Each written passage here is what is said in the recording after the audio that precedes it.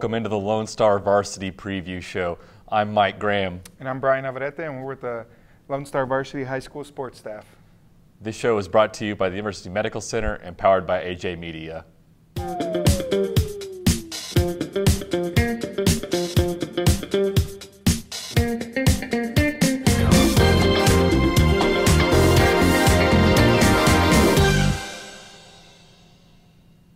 Good commercial. We've got 5 key games here that we're looking at in the area round of the playoffs. It's Week 13, second round of the Texas High School Football Playoffs. At least the UIL TAPS is 1 week ahead. Today we're going to preview, I think, the 5 key games, and they tend to be some of our larger schools running into some El Paso schools, and we'll get all into that.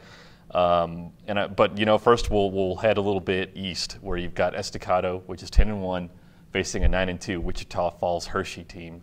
That's a 7 p.m. game at Wildcat Stadium at Abilene Christian University. So a new stadium, and maybe one of the most exciting West Texas games of all. Maybe one of the more competitive ones for Estacado. Looking at this game, it just seems like this might be the game of the week for us. This might be a little bit more evenly matched than some of our other games, and I expect a good game. Absolutely. You've got DeMarqua Foster from the Huskies, 2,760 yards. He's had a 580-yard game this year as a running back. He's a junior with an offer from SMU, probably more offers on the way, 37 touchdowns. And he's only carried the ball 201 times to amass this yardage. I mean, that's an incredible stat. And Marcus Shavers, the Estacado head coach, kind of termed him the best player he's seen in the state. So that's the challenge for the Estacado defense this week. Of course, they're coming off a shutout. They have 4 shutouts on the season, and they're allowing opponents an average of 11.3 points per game. So it's a pretty good matchup. And then you factor in Estacado's own run game, which is absolutely the strength of the Matadors offense. Definitely. Jemiah Dobbins, Kamajrik Williams, they have combined for a little bit more yards than Foster has managed on his own as kind of a one-man show is in the running facet. And, the Hershey's also a team that has thrown for more than 1,000 yards this season. So it's a very scary game, especially when you make the jump from Clinton Mountain View, which was non-competitive in the regular season against Estacado, non-competitive last week in the game in Pecos, and now you're going to the complete opposite end of the spectrum, it feels like. Yeah, they're definitely going to have to, or they probably already have, but put in the work, because with the Thanksgiving holiday, obviously you're going to have the day off before you head out there. Maybe they'll have the day off. Maybe they'll eat turkey on the field. Who knows? Yeah, probably a little bit of a walkthrough, around 10 a.m. and then they get cut loose. They're not going to reconvene until probably 2 p.m. on Friday to get on the bus and go to Abilene. Definitely. Monterey, I was there this morning. They had a short little walkthrough, 10 to 11 workout. They'll probably do the same tomorrow, and then at 2 p.m., like you said, they take off and they get to work. But like you had mentioned, the run game is the strength on both ends of the spectrum when you look at it. Estacado with their 2 running backs, both of them are over 1,000 yards apiece. And then you have the running back out in Hershey, who's, I would say, a very good athlete as well. So 2 run offenses coming at each other.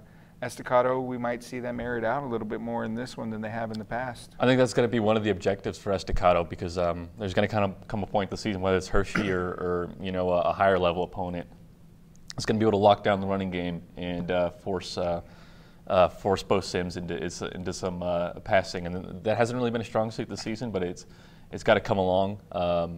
And there's no place like the present. And I don't know, maybe you saw them kind of try to establish their passing game a little bit last week against Mountain View down in Pecos. Yeah, and what I was impressed with is the wide receivers and the athletes that they have going downfield and making plays. I think there's an upside to their pass game from that perspective. They have a lot of players that can go up and get the ball. They have a lot of speed out there. So whenever they kind of fall into form when it comes to the pass game, I think this is a very dangerous offense. But last week, they were just kind of taking some shots downfield, and of course, like I said, their athletes were able to go up and make some plays, but they didn't necessarily have to pass the ball because they were very dominant in the run game. They didn't spend much time with the ball, actually. Scored too fast. Yeah, scored too fast, and whenever that happens, you don't get to work out as much in different areas of the game like you'd like to, but second team comes in, and they were just as productive. So I think there's a lot to be said about the athletes that Estacado has. Yeah, I think one of the interesting matchups is going to be their defensive line slash linebacking core that's going to go up against this Hershey team. I was impressed with their linebackers against Mountain View, and as well as their defensive line. We had big old defensive lineman running down a quarterback from behind, and I thought Royce that was Wellington. Royce Wellington, 305 pounds, chasing people. Tackling them from behind. So I think their strong suit, and I think Shavers would agree, has been their defense. Absolutely. There's times whenever they've had to rely on their defense to get things done, and I think that's their biggest strength outside of the run game. Absolutely, and we'll dive back into that game on our second swoop as we pick the winners of these 5 games that we're previewing. But moving on, here's an exciting game because it's 2 10-win teams carrying the banners of their respective communities. You've got Lubbock Coronado, 11-0, versus El Paso Del Valle, which is 10-1, kind of the premier team of Lubbock running across the premier team from El Paso, at least on the 5A level. That's going to be a 4 p.m. local time game at the Wool Bowl in Roswell, New Mexico on Friday. Of course, that means that if you're going to the game, you're going to go across the mountain time zone. That game's going to kick off at 3 p.m. But 2 10-win teams. It doesn't get much better than that here in the area around. I agree. You like to see this kind of matchup. Typically, you see them further down the line maybe, but you do like to see these kinds of games, especially because you want some good games in the playoffs. That playoff atmosphere with 2 good teams coming together, it just all builds towards something really, I think, neat here in Texas. What I like about this game for Coronado is that there's a single point of failure for the Conquistadors defense. Del Valle, the Conquistadors. Raymond Montez, he's a guy that has 2,338 passing yards. Probably win or lose is going to surpass 2,500 passing yards on the season in this game. Also has run for 866 yards. So you kind of know what you're working with. You're working with someone who most of their offense is routed through his hands, whether it's through the throw or in the running game. You know that you're trying to get to him either way. Yeah, and whenever that happens, you're able to kind of I wouldn't say work around him, but you're able to kind of key in on what it is that they do exactly to be so successful. So just kind of stop him from doing what he does, and that kind of seems to be the name of the game for Coronado. On the upside, another impressive defense, I think. Maybe Lubbock has turned into a defensive team here. It really has. I mean, you think about Miguel Garcia, you think about the defensive line for Coronado as a whole. Trey Stevens has an upside as a college linebacker if he doesn't want to play collegiate baseball, which he's probably capable of as well. Good secondary. There's really not a weakness with this Coronado team that anyone's been able to expose all season. These are always interesting games. We've got 2 more games against El Paso teams to preview. But we'll just start it off with this. I mean, this is a very insulated area of Texas. They don't migrate around like a Lubbock team going to Midland or Odessa or Amarillo or even the Metroplex as Lubbock Cooper did earlier this year. They stay to themselves because, the closest 5A or 6A competition they're going to get is Odessa. So if the UIL's not forcing them into a district with those guys, they're not going to make that trip because it's just economically unfeasible to do that multiple times a year. So a city championship is a big deal in El Paso, and now here in the playoffs, obviously they're forced to kind of go to the state level. And El Paso teams are always kind of wild cards. You really never know what you're going to get out of them year to year. And some years are great, and some years are not good. Yeah, and then on some games they look phenomenal, and some games they kind of look like they're not as good. Like you said, wild card. But this team, outside looking in, seems to be impressive. And they're built just like Coronado. It looks, a large majority of their yardage through the air. You say the same thing about Coronado and Quay Gray. And talking to Coach Seth Parr about this, it's just, it's kind of like practice. They're going up against a pass-oriented offense. Everything's kind of the same. I think it's just going to come down to playmakers and athletic talent in this game. Whoever has the best athletes will win. There's not much that separates these teams the way they play the game. Speaking with Coach Hutchinson earlier, and we'll obviously talk about that later, but I liked what he had to say about the playoffs. He said at this point in the playoffs, it's real. Like it's real real good teams versus real good teams, and turnovers is the name of the game. And I couldn't agree with that anymore, you know. And like you said, whenever you take the athletes and everything that you have, and they're the ones that coming away with these turnovers and doing big things for you. And I just like that quote in itself, that, you know, and I believe it wholeheartedly. So I think this one, you know, the first team to cough it up and end up getting behind is going to stay behind. I think both teams are very capable of running away with the game. I don't think it will boil down to that, but I think they both have the capacity to do so if you turn the ball over. I agree with you completely. And I'm jealous of you that you've got this doubleheader down at Midland's Grande Communications Stadium. 2 really good games, I think. Led off by a 4 p.m. game, once again in Midland. Lubbock Cooper, 7-4 versus El Paso Parkland, 9-2. This team just behind Del Valle in the district standings. And there's a lot to like about them. This is a rematch of last year's game, which Lubbock Cooper won 48-28. Of course, they had Jarrett Dagey, who's now at Bowling Green. They've taken some injuries this year. And El Paso Parkland is a game better than its 8-3 record a year ago. So it looks like, just heading into the game, not looking at the film or anything, just when you just take your first glance at it, that the gap is closing between Cooper and Parkland. I think so. Yeah, I think with the injuries that Cooper has, that may have been a little bit closer than it would have been at the beginning of the year. But Parkland, like you had said, you know, this is a familiar opponent and a familiar situation for Cooper. Almost exactly a year ago, they're facing Parkland in the area round. So they kind of know what to expect, and they know what they bring to the table, you know, when push comes to shove, which is here in the playoffs. Coach Catwinkle is very complimentary of their running back. Mm-hmm. And I think between their running back, who I believe is a 1,000-yard back, he said he's a big kid. Yeah. He's a big kid, and he's elusive. And then I think they have a quarterback to complement him. Absolutely. You're talking about Deion Hankins, you know, 193 carries, 1,795 yards. So at the rate he's going, he would surpass 2,000 yards against Cooper. 20 touchdowns. And then A.J. Briggs, 209 for 302. 3,452 yards. That's a 69% completion rating. 35 touchdowns, 10 interceptions.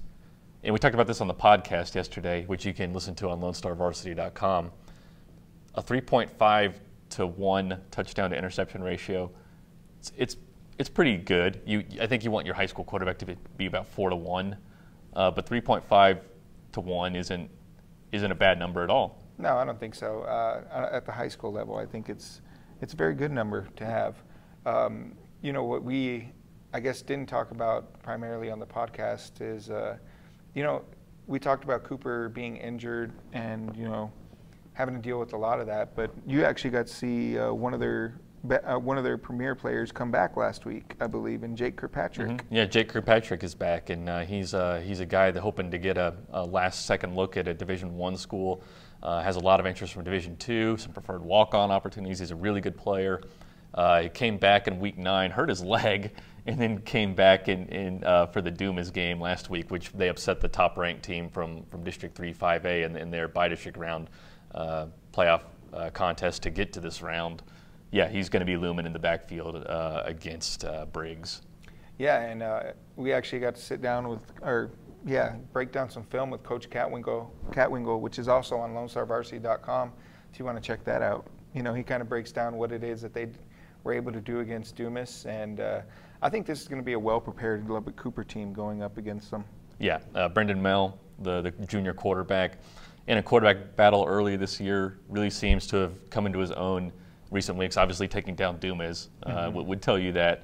But even that Monterey game 2 weeks ago, I felt like Cooper put together a really good game against a team that, you know, a school that's much larger than them, has a lot of firepower, you know, probably was feeling better about itself at the juncture of the season.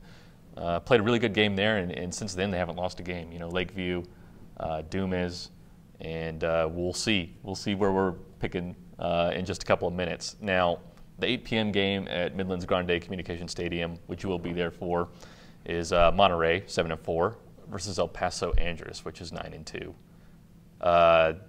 This El Paso Andrus team, just like all three of them, has not ventured outside of El Paso this year. So I think that's the big storyline in all three of these games. How does El Paso football look this year? It's really the state's first look at them. I think so. The travel They're going to have to do quite a bit of traveling if they want to continue to push further into the playoffs. And our Monterey is a team that's traveled quite a bit too. So, well, we'll see what happens with this one. I'm liking the Plainsmen coming into this one. I was at their practice earlier today, and I was really impressed with everything that they were kind of running through. It wasn't a full practice, of course, but I was impressed with the energy that was out there and some of the things that they were able to do. Got to see Brian Lawson-Young kind of air it out a little bit and look good. I spoke with him and Chris Etchinson, defensive tackle, I believe. And, you know, Brian Lawson-Young, you could tell that he's well prepared for this game. And what he was able to kind of break down for me, that, you know, they like to run a man-on-man defense, and that they're very athletic. And that's what you got to do. You got to match up with them in terms of athleticism.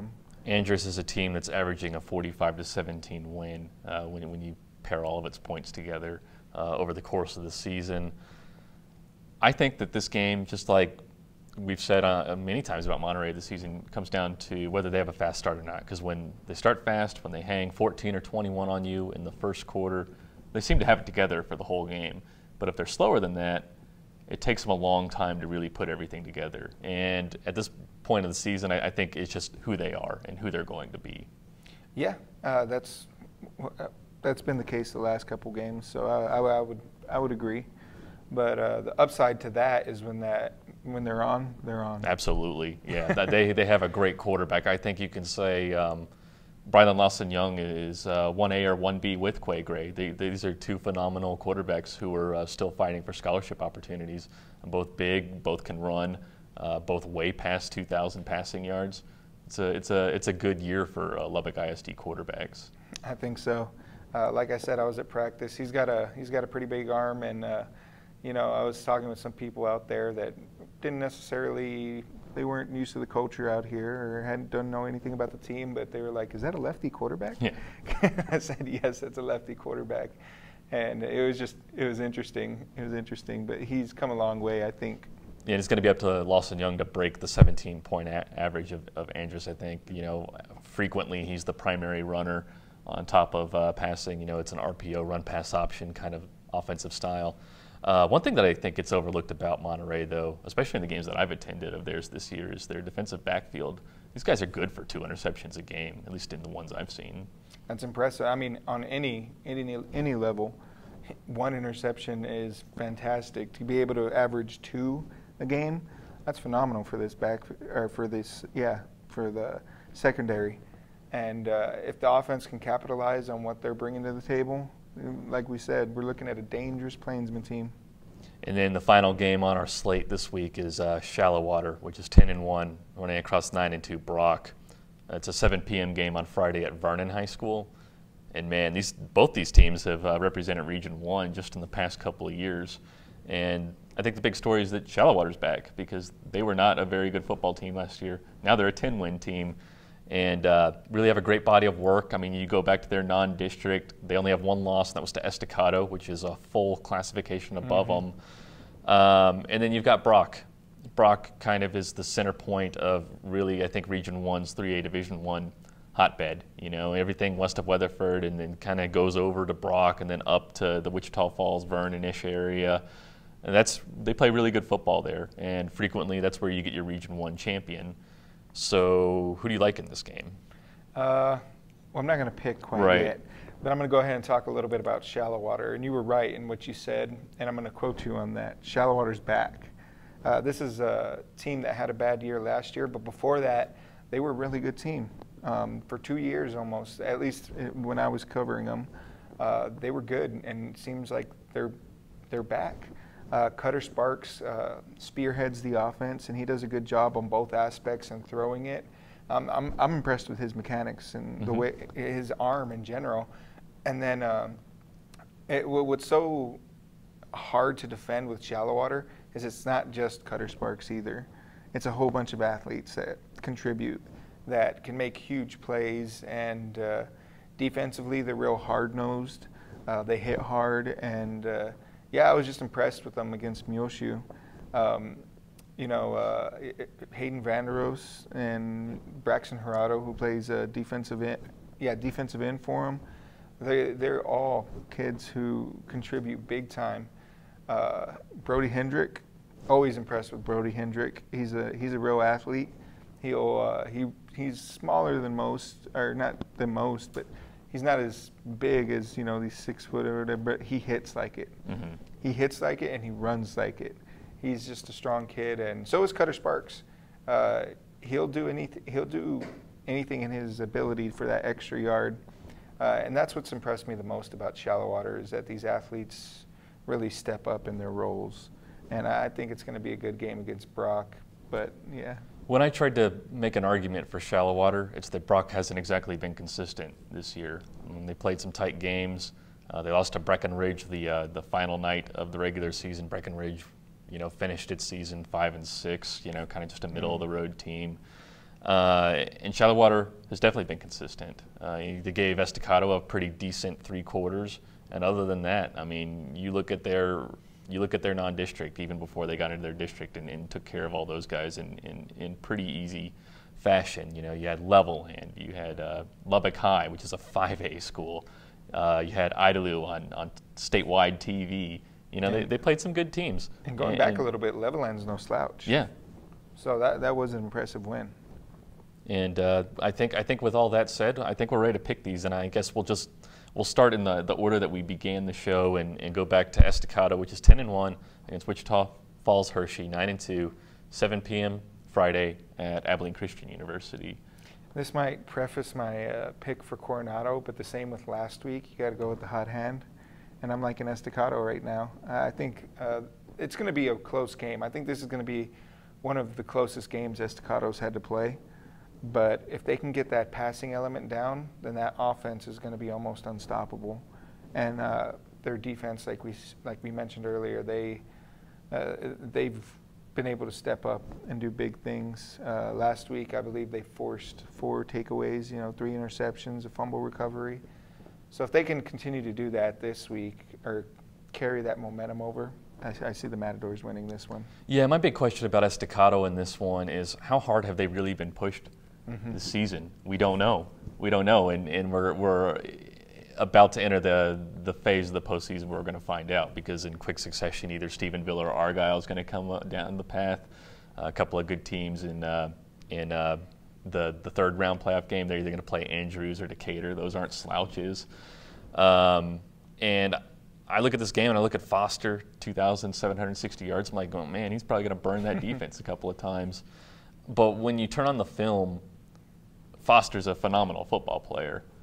But I see more all-around athletes on the Estacado side. So I'm going to go Estacado, but I do think it's going to be tough, and I don't know how Estacado is going to react in a tight game. So this one was really hard for me, but I think I'm going to go Estacado, and if there was a line on it, I'd say Estacado by a touchdown. We'll see if the Matadors can push back when pushed, Okay, Coronado, 11-1 versus El Paso del Valle, 10-1. 4 p.m. local time, 3 p.m. Mountain Time, Friday, Roswell, New Mexico. I'm going to have to go with the Mustangs on this one. I don't want to sound like a townie or anything, but I'm liking Coronado. They're a different breed from last year. Last year they were really good, and that carried over this year, and I think it expanded and they grew. And they're a good football team. I like what they do, what they bring to the table, and until, whatever happens in the future, I might stick by the Mustangs all the way through. Yeah, I'm going to go Coronado too. I think they've got some good exposure to all kinds of different teams, and to be playing a team that plays exactly like them, I think that's an advantage. I think that there are a lot of athletes. There's a lot of speed. You turn on Del Valle, not so much speed, but a very solid fundamental team.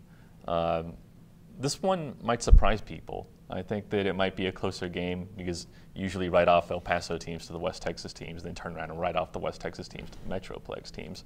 I don't know how this is going to play out this year. There are some really good teams, and I think Coronado's one of those really good teams. So I'm gonna pick the Mustangs too. Moving on to Lubbock Cooper, 7-4 versus El Paso Parkland, 9-2, 4 p.m. Friday at Midland's Grande Communications Stadium. Who you got? So I was looking at the box score. I was writing up the preview for this game, and I was trying to figure out, who are the key players? What's going to be, who is it exactly that's going to be Cooper's strength? And it wasn't just one person. Brendan Mel has targets all over the field, and he's been doing well lately, and I see him having a big night. Cooper proved that whenever pushed, they can push back, and they came away with what I would call a big game against Dumas. Oh, signature win. Yes, yeah. And I think that just builds an incredible amount of momentum. It gives the kids confidence, and when you're playing confident, you play well. I'm going to go Cooper on this one. I like the momentum that they've generated last week, and talking to Coach Cat, and he convinced me. Yeah. You know what? Like if I was going to speculate on Monterey, Andress, and Cooper, El Paso, Parkland, I'd say that this is going to be your tighter game because the gap is closing between these two teams. But I think you're right. I like the athleticism of Cooper. Didn't really see that when you checked out Parkland on Huddle as much, other than A.J. Briggs and Hankins. But like if you put enough people in the box, you kind of, I guess, at least you make an attempt to lock that down. If they lock down the running game and it becomes an aerial game, Lubbock Cooper's got it won. But they're going to have to play a heck of a game up front. I had a really hard time picking this game, but I'm going to go with Cooper. And it's just because of the athleticism, and they have a great reputation for defense. And I think we've been beginning to see that the past couple of weeks. I've seen it in the last couple of years even. Good defensive team, solid. Well, I kind of gave away my my Monterey and El Paso Andress prediction. It's Monterey 7-4 versus Andress 9-2, 8 p.m. Midlands Grande Communications Stadium. Monterey. Monterey as well. I think we pretty much broke that one down already in what we thought on Monterey, and I got the Plainsmen winning this one coming into it. Hopefully we're 100%, at the end of the week. You know what? I think there's going to be a surprise in one of these games. I really do. I don't think we're going to go 5-0, but I can't pinpoint which one it is, to be honest with you. Do you have that feeling? No, not that we won't go 100, but maybe I'm just overly confident. The final game is Shallow-Water 10-1 versus Brock 9-2, 7 p.m. Friday at Vernon High School. I think this is going to be a close game. I think it's going to be a good game. I would love to get out to it, but fortunately, I do have a doubleheader out in Midland, so I get football all day Friday. Thanksgiving, I get football all day, so it's going to be a great week for me. Looking at this one, I got to go Shallow-Water. I think that they've definitely turned around, and they've put together a solid season. And when you look at their offense, it runs so effectively. There's no one area where you're just like, oh, okay, that's what makes them so successful. It's all across the board. Their offensive line has done big things, whenever the Coach Wood was telling us about one of his players that, played a certain position, moved into the lineman. There's no glory in doing that, but he did it anyways. Mm-hmm. And when you have kids like that contributing all over the field for the sake of the win, for the sake of the team, I think you're going to have a successful season. So I'm going to stick with the Mustangs. Yeah, I'm going to go Shallow-Water too. You brought me aboard that wagon with the Shallow-Water win against Lubbock High way earlier in this season. I think it's a really well put together team, and just think it's playing consistently across all its games. And I think you can say the same thing about Estacado and Coronado up to this point. Very consistent teams all the way across the board. So I guess I'll ride with Shallow-Water another week. Definitely. With that, I just want to remind you, everyone, that we've got our preview articles on LoneStarVarsity.com right now, or soon to be. It's kind of crazy with Thanksgiving coming up around here. But we're so excited about this week. It's going to be a really good week of football. We've got our podcast on LoneStarVarsity.com, as well as the Coaches Show with Max Catwinkle. I thought that turned out really well, and that's another kind of Lubbock Cooper preview for you if you want to check that out. We really appreciate you guys spending some time with us on your Thanksgiving Wednesday. This show is brought to you by the University Medical Center and powered by AJ Media.